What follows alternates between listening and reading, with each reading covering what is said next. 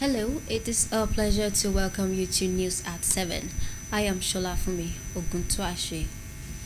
The former governor of Ekiti State, Dr. Kayode Fayemi, says the administration of Governor Biodun Banji has surpassed his expectation considering his various achievements since his assumption in office. Dr. Fayemi said this during a Christmas visit to the governor at his residence in Nikogosi, Ekiti. According to him, Governor Yebanji has presented himself as a unifying factor for all Ekiti indigents, home and abroad, irrespective of political or religious affiliation. He expressed satisfaction that the governor had sustained the tempo of development in the state and thanked Ekiti people for supporting the present administration.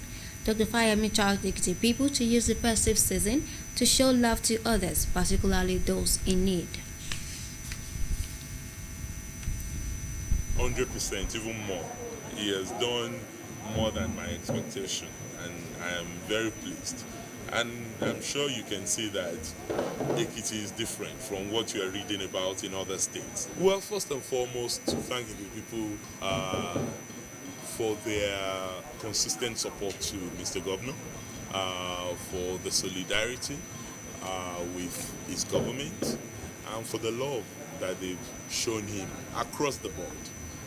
He's managed to unite friends and foes in the state, all in the interest of the development of our people. So for me, I can only believe that the generality of our population continue to give him unqualified, unrestrained support, because at the end of the day, all that he's doing is in the service of the people who elected him to office. And all that the rest of us can do is to render our support in whichever way he has solicited for it, and even in ways that he may not have solicited for it, that we deem fit for us to support. That's particularly the only service retirees like me can render to the governor of the state. And the Ekiti State Governor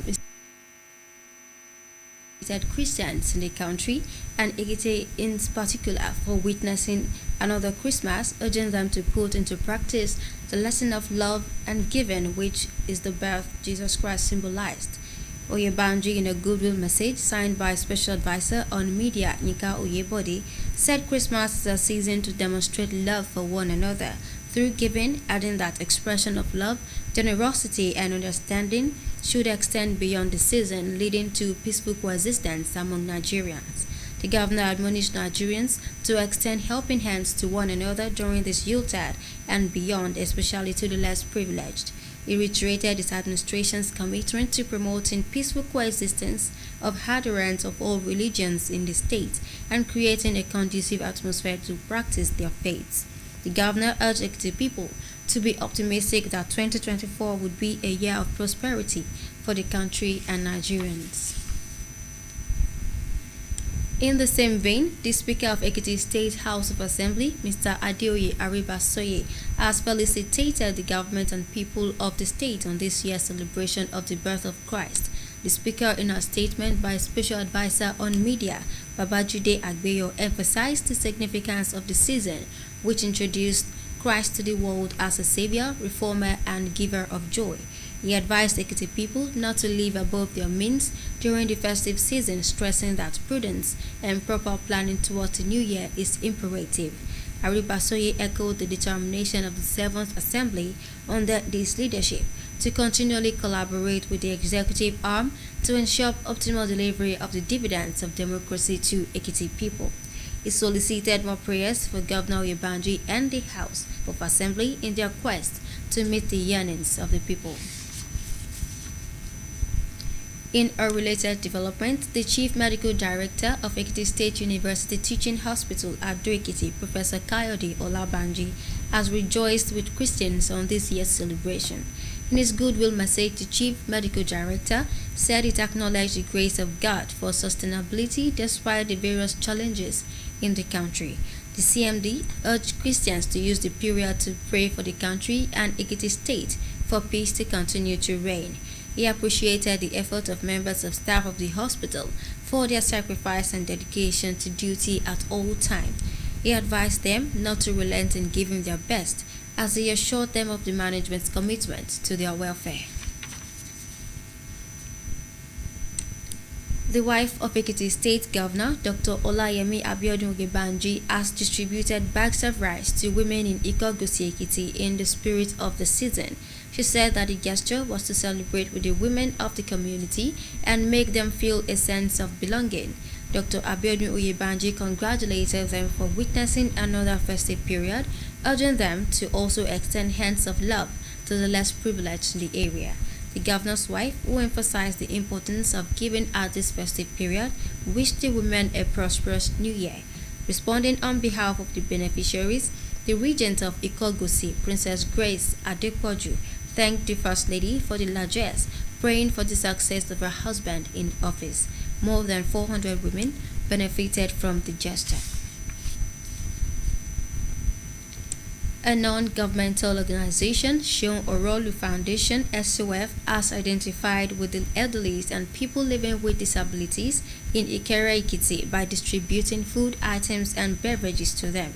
The initiator of the foundation, Mr. Seun Orolu, said that the gesture was in the spirit of the season and promised to keep reaching out to the less privileged in the town periodically.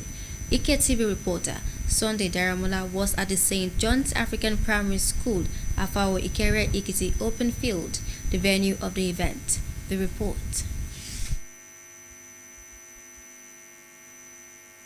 The non-governmental organization, Seun Orolu Foundation, distributed food items and beverages and vulnerable households in Ikere Ekiti in the spirit of the season. The initiator of the foundation, Mr. Seun Orolu, who was represented by the team leader, Mr. Lugbenga Motayo, said that the objective of the food drive was to provide essential food items to those in need and also to celebrate with them. The foundation is all about giving humanity priority. We make humanity our priority. We give whatever we have in our capacity to help the needy, and that is what we are doing today. Today, specifically, we are giving food items to the elderly people that do not have the capacity and the agility to run around again, so that they can have something to use to celebrate the Utah period. That is the essence of the program we are doing today. Mr. Olu congratulated the beneficiaries for witnessing another festive period, noted that the food drive was expected to help cushion the effects of the economic hardship on the lives of the beneficiaries. Also, a member of the team, while emphasizing the importance of giving, explained that the charitable effort will not only offer immediate relief, but also foster a sense of community empathy and support. He is a kind of person who is very generous and very kind. We help a lot of people. He is a gentleman and very kind. Which we supported the needy and the old ages.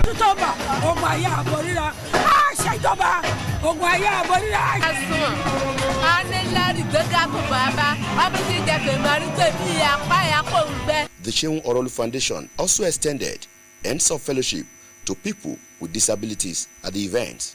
Among the items donated were rice, spaghetti, noodles, paste, among others.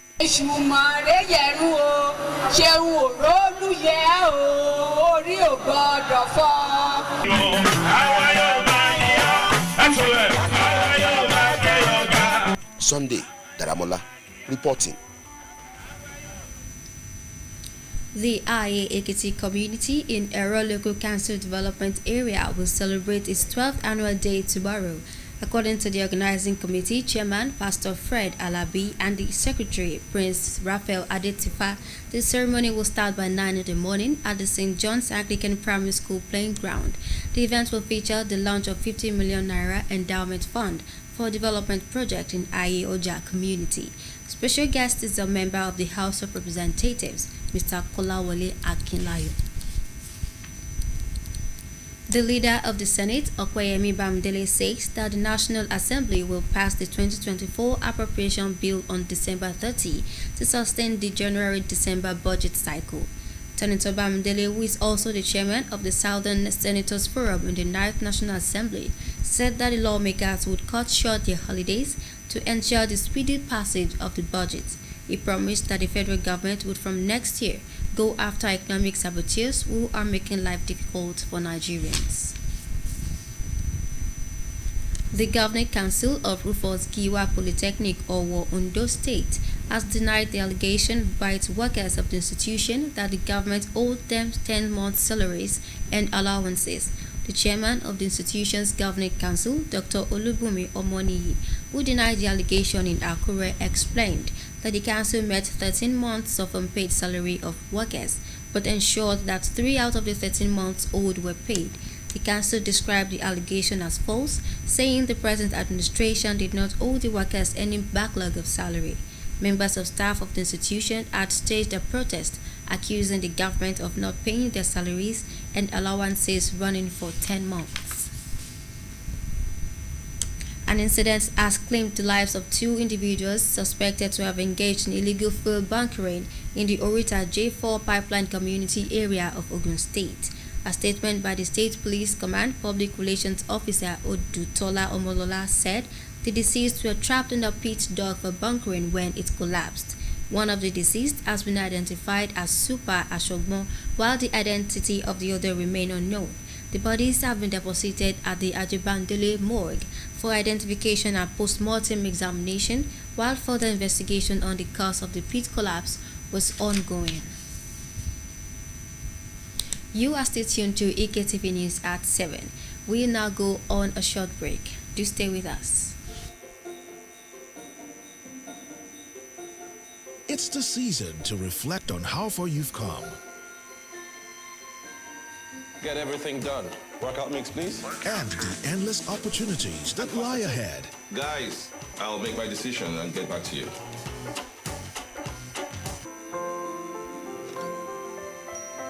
For every one of us.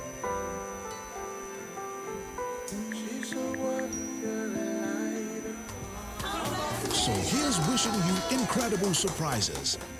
Which one is mine? All 8 of them.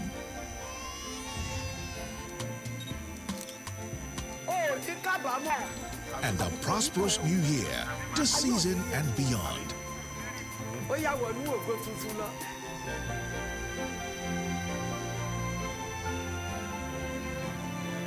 Airtel, a reason to imagine. You are welcome back.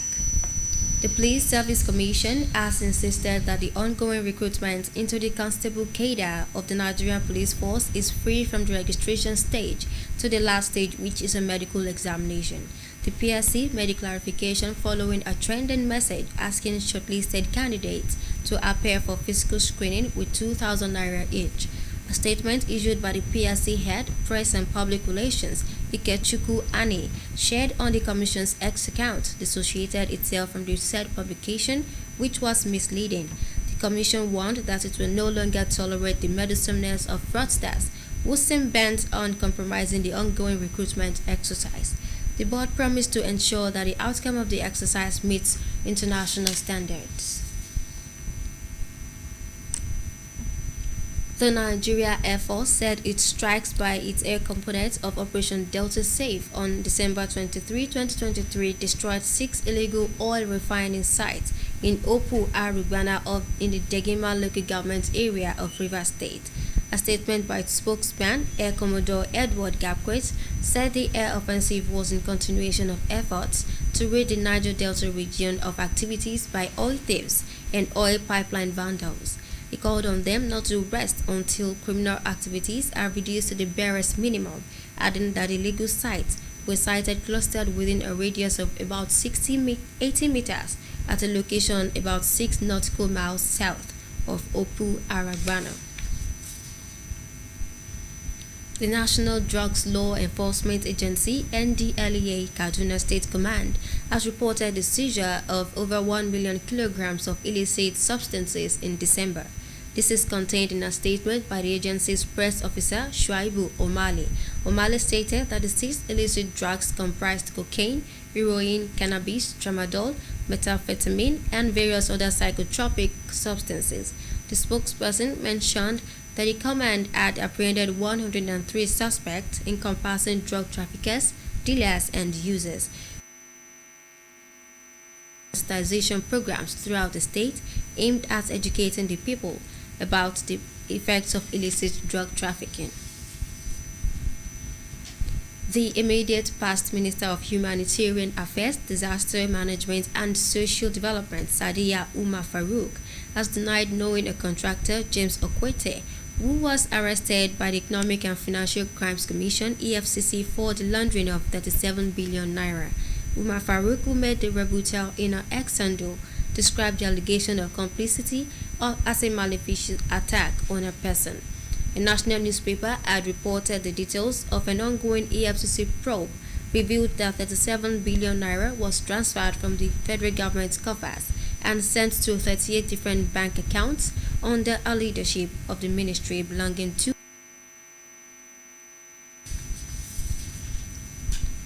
President Bola Tinubu has felicitated Secretary to the Government of the Federation, Senator. The President, in a statement by Special Advisor on Media and Publicity, Iroyin, commended the SGF for its consistency and perpetual dedication to duty, noting that his rich portfolio of leadership experience and laurels as governor, minister, senator, and top-flight public servant has brought him to bear his current position. President Tinubu said that Senator Akume was consistently within other arms of government, bridging the divide between policy and implementation. He charged Senator Akume not to relent in his diligent service to the country. Meanwhile, President Bola Tinubu has condemned and Barkin Ladi local government areas of Plateau, directing security agencies to immediately apprehend the culprits in the Christmas Day terrorist attacks that led to the death of over 100 people in the state. The special advisor to the president on media and publicity, Iroyin, in a statement, directed immediate mobilization of relief resources for surviving victims of the attacks, as well as medical treatment for the wounded. While condoling with Plateau State government, President Tinubu assured Nigerians that the envoys of death, pain, and sorrow will not escape justice. In the meantime, the Christian Association of Nigeria has condemned the Christmas Eve attacks that left over 100 people dead and numerous houses burnt in Plateau State. The president of the association, Archbishop Daniel Oko, condoled with the bereaved communities and described the attack as a direct assault on shared values of peace, unity, and mutual respect. He urged security agencies to intensify intelligence gathering to forestall future attacks. Also, senators from the 19 northern states under the aegis of Northern Senators Forum have urged the federal government to identify, apprehend, and punish those behind the recent killings in Jos Plateau State. The forum spokesperson, Senator Kawu Sumaila, said the senators urged without delay to further prevent future occurrences. According to him, the attacks were carried out by assailants in 15 communities and left 8 vehicles burnt in the process. The World Health Organization Director General Tedros Ghebreyesus has said the world needed to properly prepare for future pandemics after ending 3 years of COVID crisis, pain, and loss. In his end of the year message, Tedros said 2023 had marked a turning point in fighting major health challenges, while calling as a strip urged nations to seal a monumental pandemic record. He said the organization had also lifted a similar emergency on Mpox in May 2023 after 10 months, while the UN Health Agency approved new vaccines for malaria, dengue, and meningitis. To the foreign scene, the jailed Senegalese opposition leader Ousmane Sonko has submitted his candidacy to contest the February presidential election with the Constitutional Council despite the state's refusal to provide him the necessary documents. Last week, the national entity that runs elections in Senegal did not have documents needed to file. His lawyers said they would file necessary papers, hoping that justice system would be more receptive. He was condemned to 2 years in prison in June this year on charges of corrupting minors, where he refused to attend his trial and was tried in absentia. Russia has confirmed that one of its warships has been damaged in a Ukrainian attack on a Black Sea port. The airstrike took place at Feodosia in Russian-occupied Crimea. Russia's Ministry of Defense said the large landing ship was struck by Ukrainian aircraft carrying guided missiles. The head of the Ukrainian Air Force, Sergei Aksyonov, said its warplanes destroyed the ship, adding that one person was killed in the attack.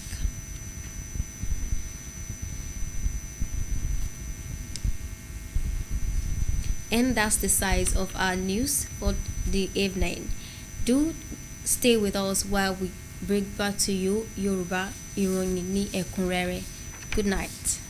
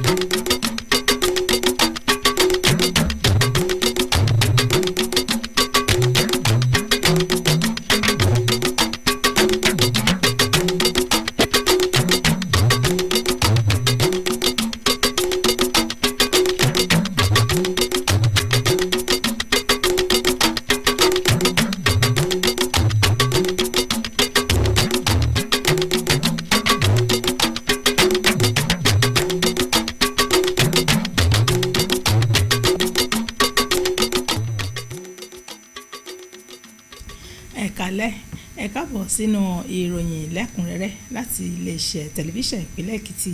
Kẹ́misọ́lá Àríjẹnilẹ́ọlá ni oníròyìn. Gómìnà ìpínlẹ̀ Èkìtì tẹ́lẹ̀ rí ọ̀mọ̀wé Káyọ̀dé Fáyẹmí sọ pé ìṣèjọba gómìnà Bíọ́dún Oyèbánjí ló ti ṣe gudugudu méje àti yàyà mẹ́fà lẹ́yìn tí ó kọjá òye òun látàrí àwọn àṣeyọrí oríṣiríṣi iṣẹ́ èyí tó ti gbé ṣe látìgbà tí ó ti dórí àlééfà. Ọ̀mọ̀wé Fáyẹmí ló sọ̀rọ̀ yìí lákòókò àbẹ̀wò rẹ̀ tó ṣe sí gómìnà nílùú abínibí rẹ̀ níkọ̀ọ́gbòsè Èkìtì fọdún Kérésìmesì.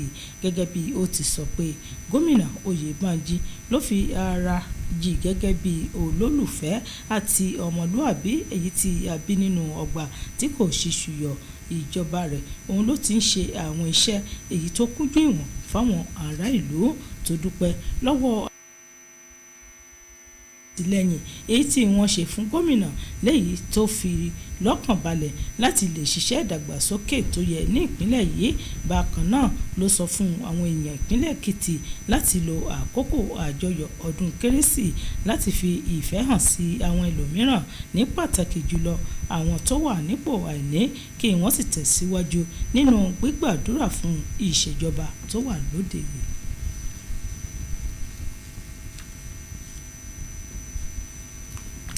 Gómìnà ìpínlẹ̀ Èkìtì ọ̀gbẹ́ni Bíọ́dún Oyèbánjí ti báwọn Kìrìsìtẹ́nì lórílẹ̀‐èdè yìí àti ìpínlẹ̀ Èkìtì yọ̀ fojú tó tún rọ́dún Kérésìmesì mìíràn tó rawọ́ ẹ̀bẹ̀ sáwọn láti jẹ́ kí ìfẹ́ àti fífúnni túbọ̀ máa gbòòrò sí i lẹ́yìn ọdún Kérésì.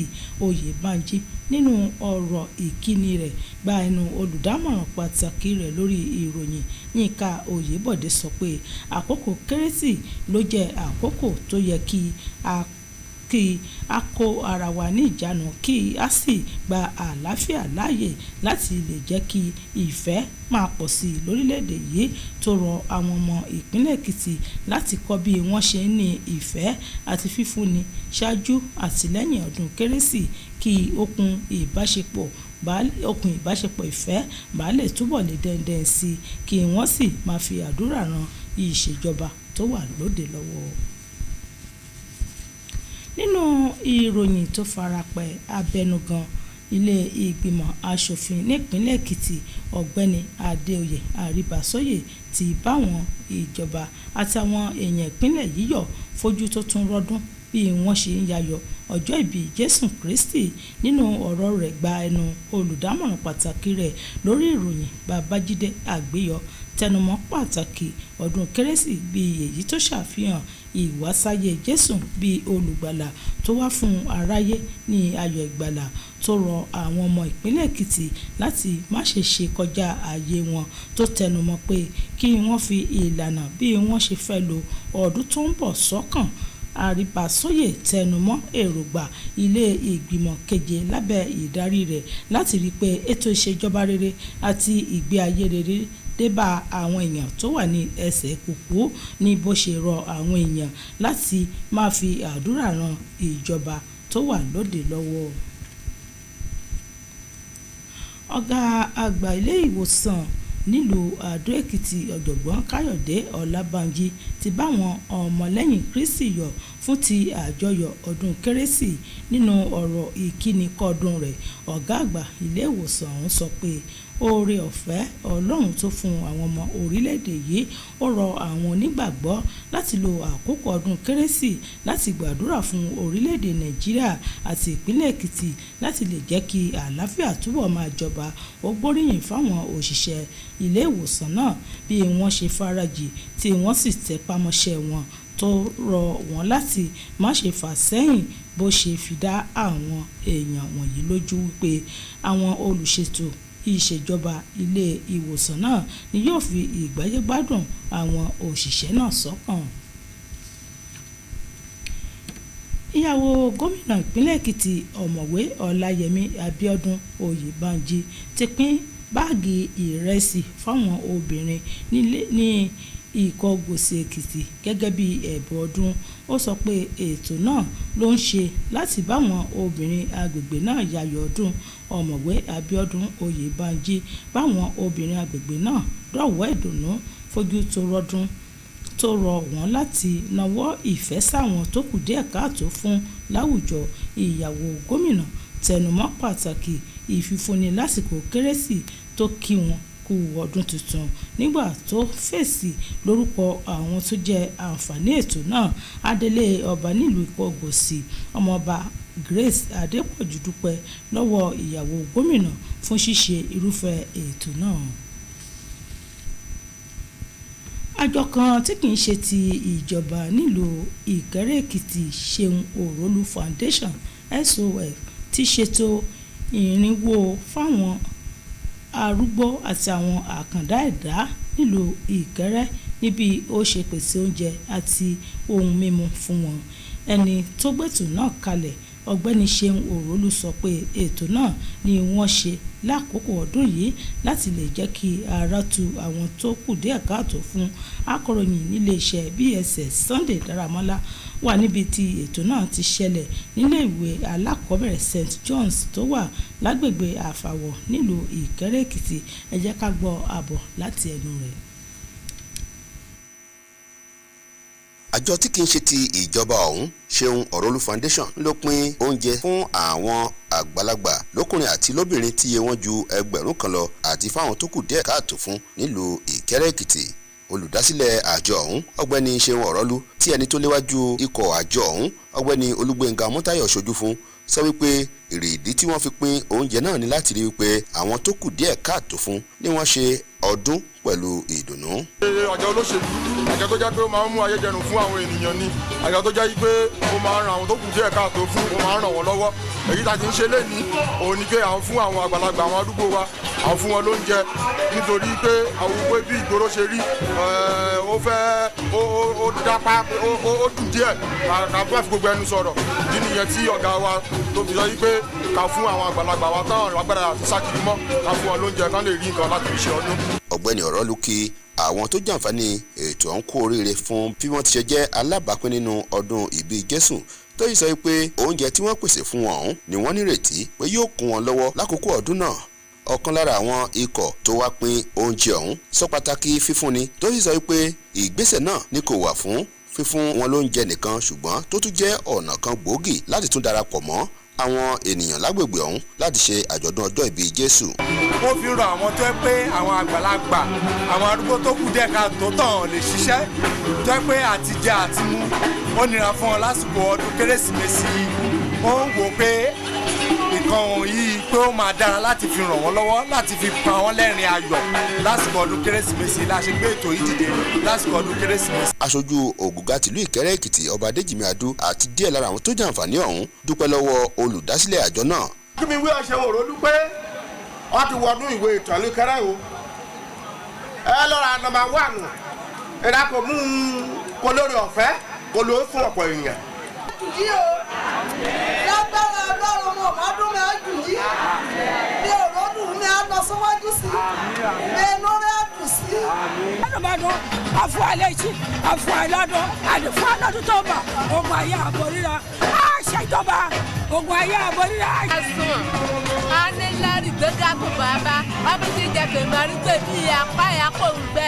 Bákan náà ni àjọ Ṣeun Ọ̀rọ̀lú Foundation ọ̀hún tó nawọ́ ìfẹ́ sí àwọn àkàndá ẹ̀dá níbi ètò ọ̀hún. Lára àwọn oúnjẹ tí wọ́n pín fún wọn ní ìrẹsì àti ọtí ẹlẹ́rìndòdò tó fi mọ́ àwọn nǹkan èlò mìíràn. ìṣùmọ̀rẹ́ yẹ̀rù o Ṣeun Ọ̀rọ̀lú yẹ o orí ò gbọ́dọ̀ fọ́.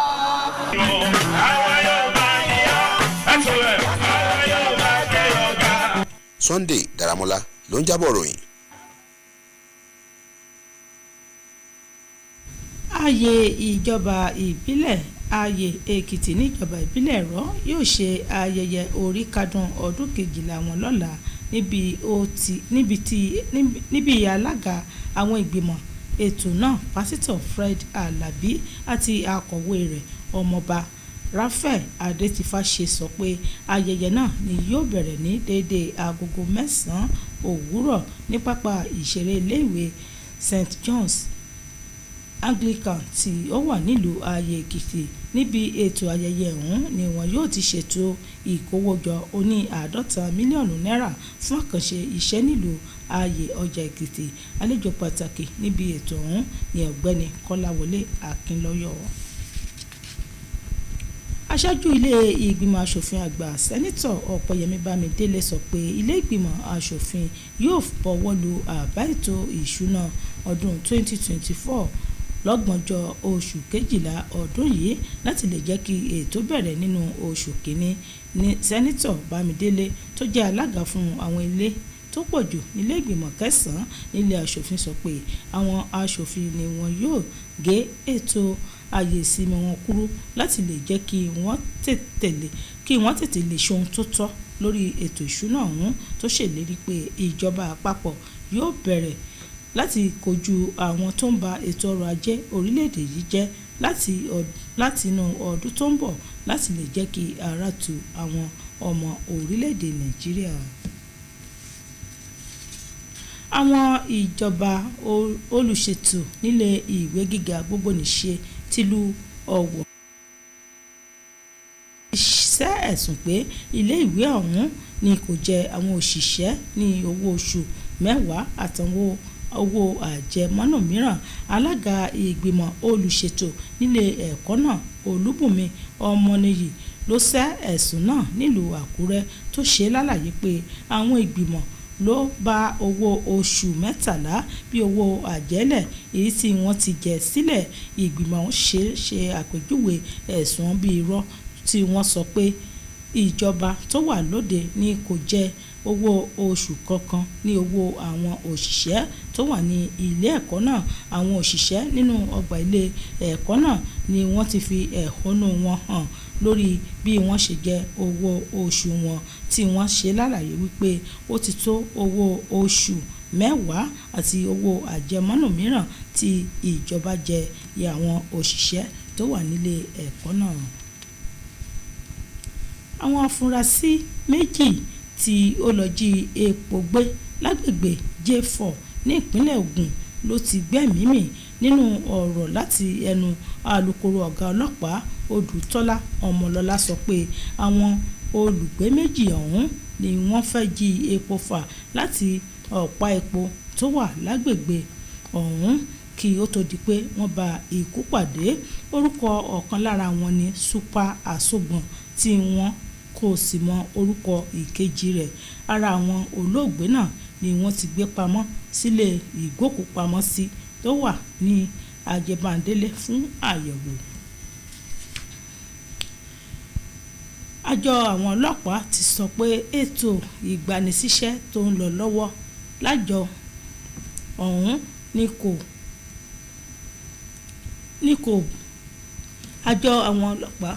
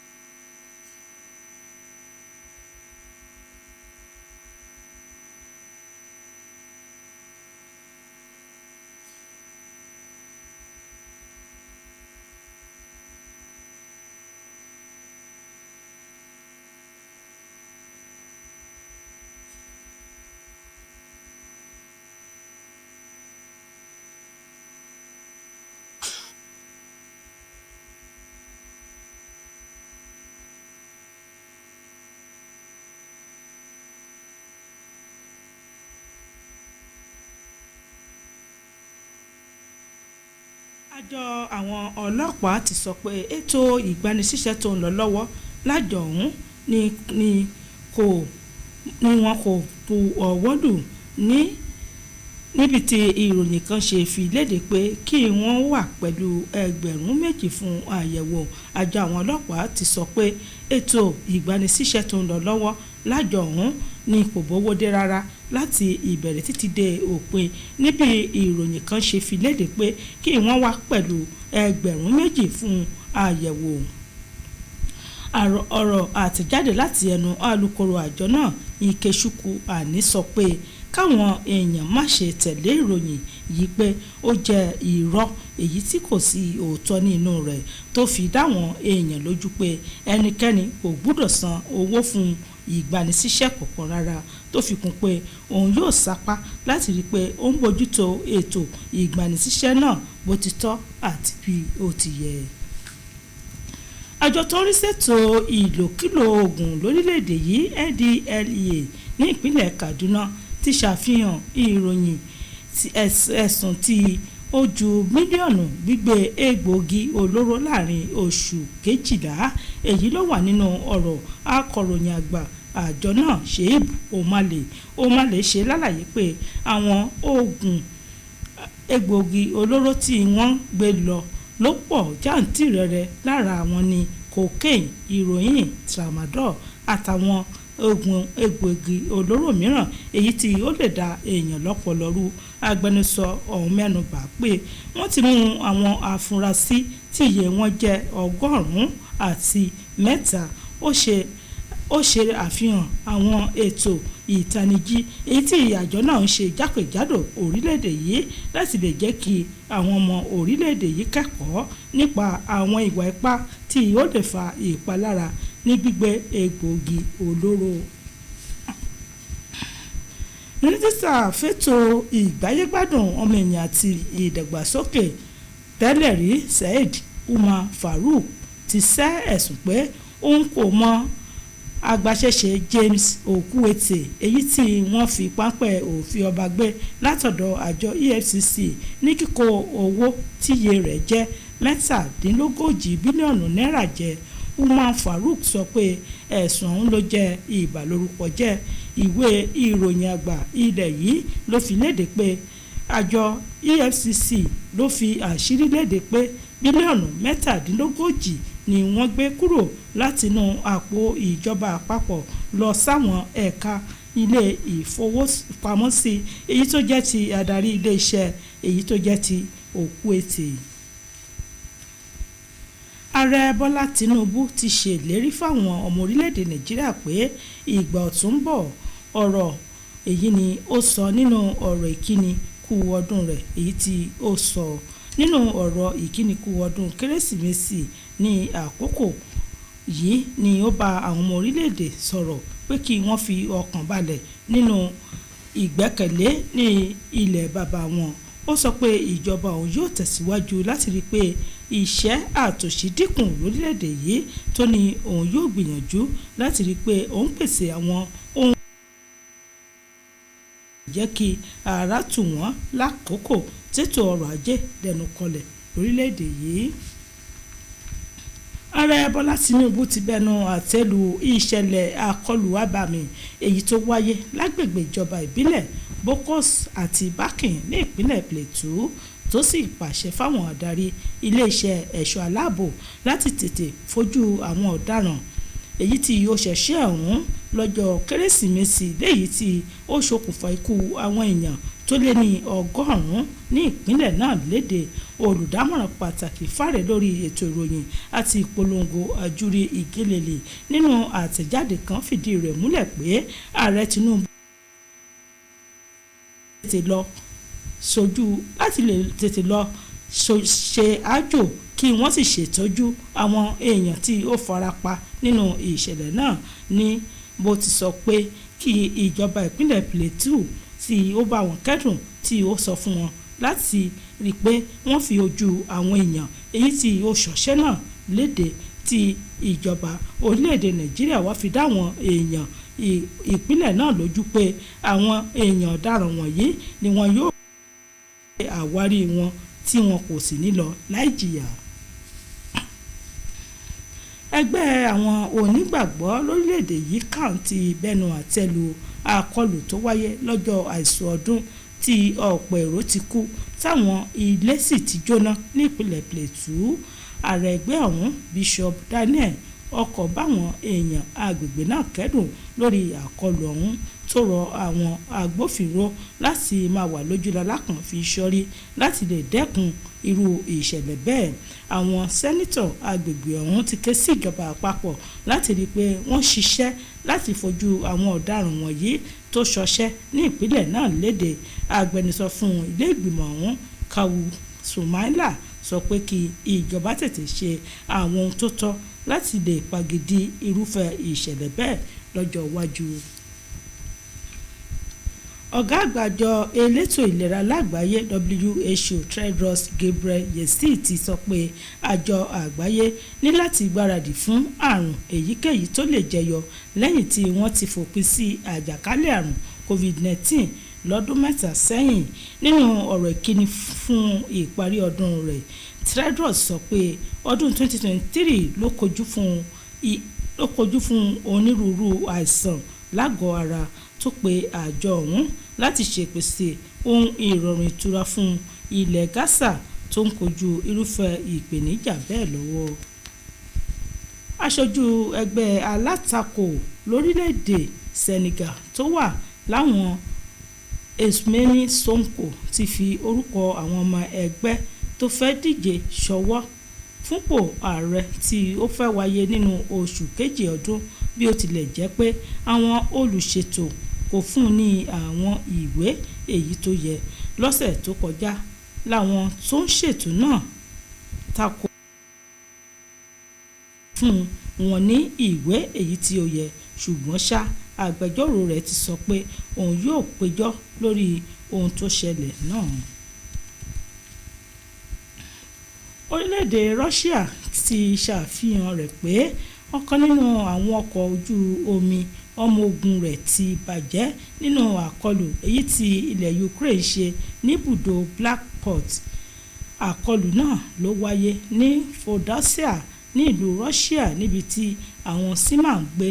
Ilé-iṣẹ́ aláàbò nílẹ̀ Russia sọ pé ọkọ̀ ojú omi ńlá náà ló ṣe àkọlù sí ọkọ̀ òfurufú ilẹ̀ Ukraine tí ó ń gbé àwọn ohun èlò olóró.